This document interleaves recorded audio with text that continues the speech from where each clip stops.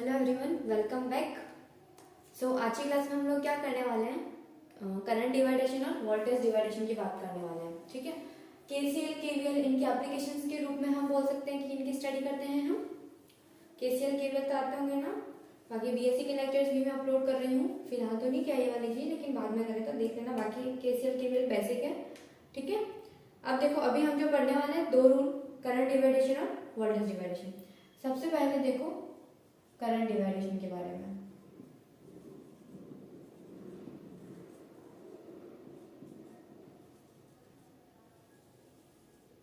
Current डिवाइडेशन rule क्या होता है? एक चीज तो ये है कि जब कोई एलिमेंट्स के सर्किट में कनेक्टेड है, ठीक है, अगर वो डिपेंड करता है सीरीज में है या पैरेलल में उसके ऊपर। अगर सीरीज में है तो करंट सेम रहेगी, और अगर पैरेलल में है तो उनके अक्रॉस वोल्टेज ड्रॉप सेम रहता है। ठीक है, इफ टू और more than two elements are connected in series then the amount of current is same in all the elements, but if elements are connected in parallel, अगर parallel हो जाएगा तो उस केस में हमको करंट डिवाइडेशन रूल लगाना पड़ेगा। ठीक है, पूरा सर्किट नहीं बनाते हैं हम लोग, थोड़ा सा देख लो इसको बस। यहाँ से मान लो आई करंट आ रही है, सर्किट इधर कंप्लीट है, ठीक है, और पैरेलल में दो रेजिस्टेंस लगे हुए हैं। पैरेलल में क्यों लग रहा है करंट डिवाइडेशन रूल? क्योंकि सीरीज में तो करंट सेम रहती है। ये कोई पॉइंट मान लो, ए बी सी कुछ भी मान लो, ठीक है, ए बी सी डी। अब यहाँ पर देखो ये रेजिस्टेंस R1 है अगर, और ये R2 है, तो आई करंट यहाँ से आ रही, तो इधर हम मान लेते हैं I1 करंट जा रही है, इधर हम मान लेते हैं कि I2 करंट जा रही है। अब ये दोनों एलिमेंट्स पैरेलल में लगे हुए हैं, ग्राउंड है ना, तो ग्राउंड को भी पॉइंट होगा इनके लिए। तो अगर ये दो एलिमेंट पैरेलल में है तो क्या इनके अक्रॉस वोल्टेज ड्रॉप सेम रहेगा ना। तो क्या लिखोगे आप? Voltage drop eight parallel elements remain same. ठीक है, इसका मतलब क्या होगा, यहां पर वोल्टेज ड्रॉप कितना आ रहा है, रेजिस्टेंस R1, करंट आ रही I1, तो I1 R1। ठीक है, इस वाले के लिए देखो यहाँ पर रेजिस्टेंस R2 है, करंट I2 फ्लो हो रही है, तो I2 इंटू R2। यहाँ तक समझ में आया? इसको फर्स्ट इक्वेशन लो। अब देखो ए पॉइंट पे अगर हम केसीएल लगाते हैं, केसीएल यानी किरचॉफ का करंट लो, क्या बोलता है, कहीं तो लगता है किसी भी नोड पॉइंट पे, किसी जंक्शन पे लगते हैं, तो टोटल करंट आने वाली और जाने वाली करंट बराबर होती है। आई किसके बराबर है? I1 प्लस I2 के बराबर है ना। यहाँ से केसीएल लगा रहे हैं हम पॉइंट ए पे, क्या मिल रहा है हमको, I equals to I1 plus I2। यहाँ से अगर मैं I1 निकालूं कितना आएगा, I माइनस I2 आएगा, राइट। अब सर्किट को हम मिटा देते हैं, ठीक है।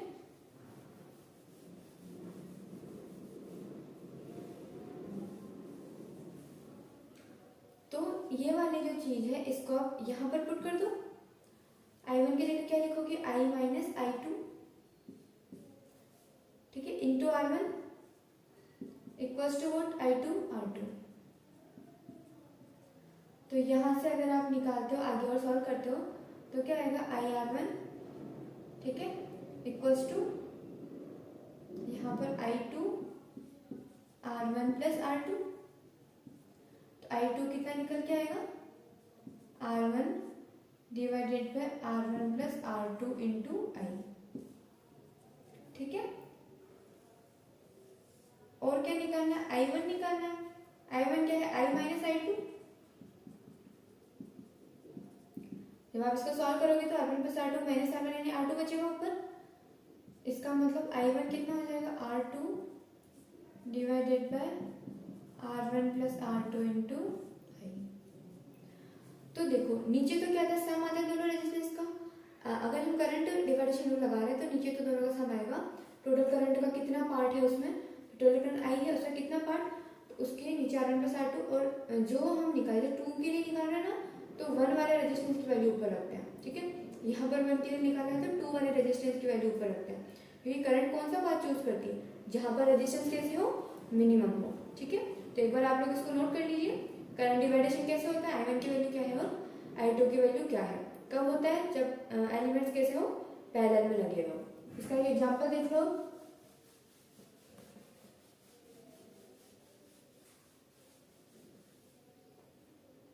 मान लो यहाँ से करंट आ रही है, रेजिस्टेंस वगैरह लगा देते हैं इधर भी 1 किलो। यहाँ से करंट हम मानते हैं 10 मिली एम्पेयर आ रही है, ठीक है। अब ये जो टोटल करंट आ रही है ये इन दो रेजिस्टेंस में डिस्ट्रीब्यूट हो रही है। यहाँ पर हम मान लेते हैं कि 2K और ये रेजिस्टेंस है 3K, ठीक है। अब यहाँ पर आने वाली करंट कैसी होगी, I1 I2। अब आपको बोला जाता है कि I equal to 10 milliampere आपको दे रखा है, I1 I2 निकालना है। तो I1 कैसा होता है, टोटल करंट I क्या है 10 मिली एम्पेयर, टोटल रेजिस्टेंस क्या है 2 + 3 5, ऊपर कौन सा वाला आएगा, जो दूसरा वाला है, क्योंकि देखो इससे ज्यादा करंट पास होगी ना, जहां पर रेजिस्टेंस कम है वहां पर करंट ज्यादा होगी, क्योंकि रेजिस्टेंस क्या करता है, करंट की फ्लो को अपोज करता है। तो इससे अगर हम लोग निकालना चाहे तो करंट की फ्लो ज्यादा होगी, तो ऊपर कौन सी है कि दोनों में से बड़ा कौन 3 है, तो 3 लिखो। बाकी ये ध्यान रखना आपको कि जिसमें निकाल रहे हो तो उसके अलावा जो बच जाता है उस रेजिस्टेंस को ऊपर रखते हैं। इसको सॉल्व करो, कितना निकल के आएगा 6 मिली एम्पेयर। अगर ऐसे आप I2 निकालना चाहते हो तो वो कितना हो जाएगा 2/5, ऊपर कौन सा ये वाला आएगा, टोटल 5 है इंटू 10, यानी कि I2 कितना निकल के आएगा 4 मिली एम्पियर। आया समझ में आंसर। ये चीज क्या थी, करंट डिवाइडेशन रूल थी, ठीक है। इसके बाद जो हम नेक्स्ट पढ़ रहे हैं वो क्या पढ़ रहे हैं, वोल्टेज डिवाइडेशन रूल। वोल्टेज डिवाइडेशन रूल में क्या होता है, देखो हमने अभी देखा कि सीरीज में जब होता है रेजिस्टेंसेस तो उनमें करंट सेम होती है, पैरेलल में होते हैं तो वोल्टेज सेम होती है। तो पैरेलल में तो वोल्टेज सेम है, लेकिन सीरीज के अंदर हमको क्या करना पड़ेगा, वोल्टेज डिवाइडर रूल लगाना पड़ेगा, ठीक है। कब एप्लीकेबल है लिख दो एक बार, एप्लीकेबल टू जब एलिमेंट्स कैसे हो, सीरीज में हो, एलिमेंट्स इन सीरीज, क्योंकि पैरेलल में तो वोल्टेज ड्रॉप सेम हो जाएगा। अब यहाँ पर देखो फॉर एग्जांपल हम लोग दो रेजिस्टेंसेस ले लेते हैं सीरीज में, इसकी वैल्यू मान लो R1, इसकी मान लो R2। यहाँ पर इस सर्किट को कंप्लीट ही मानना है ना, बाकी चाहो तो कंप्लीट कर लो,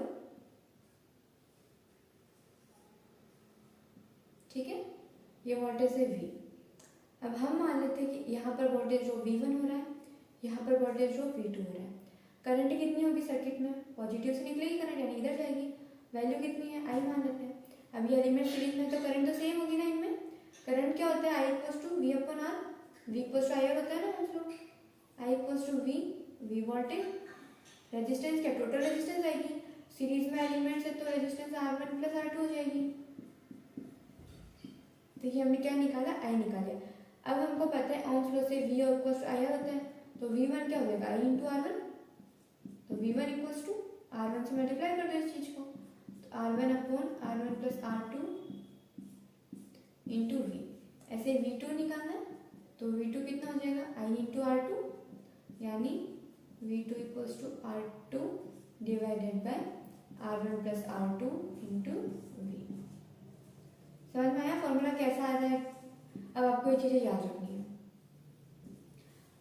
बेसिक सी चीज है। अगर करंट डिवाइडेशन रूल लगा रहे हैं तो टोटल करंट का कितना पार्ट आता है, नीचे तो टोटल रेजिस्टेंस और जो सामने वाला होता है ना, मतलब दूसरा वाला, उसका रेजिस्टेंस होता है। जब वोल्टेज डिवाइडर निकाल रहे थे, जब हम V1 के अक्रॉस निकाल रहे हैं, voltage drop across resistance R1, तो V1 के लिए R1 ऊपर आएगा, V2 के लिए R2 ऊपर आएगा, ठीक है। एग्जाम्पल कर लो एक बार, एक इसको नोट कर लो।